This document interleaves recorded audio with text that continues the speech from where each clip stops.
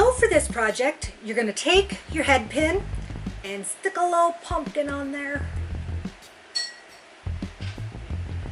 Take your round nose pliers and create yourself a little loop.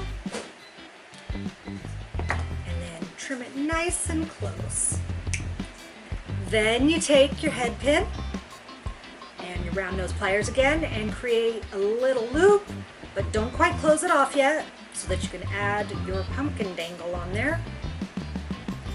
Then use your round nose pliers to close it all the way off. Easy peasy.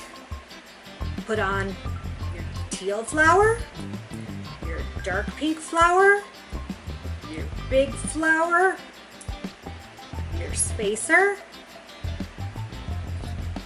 and your pumpkin. Super easy. Then you just create your loop, wrap it around. Once or twice is usually enough, just to make sure it's nice and secure for you. Straighten out your loop and trim it. Nice and close in there. All right, so there's our little earring, and we just have to add the hooks now. Take your jump ring,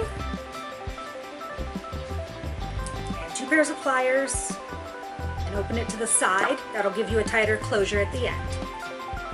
Add your earring, your hook, and close that up. And feel free to solder it if you want to get a little extra ambitious. And there you go. Less than 2 minutes, you can have a gorgeous pair of earrings with lots of motion.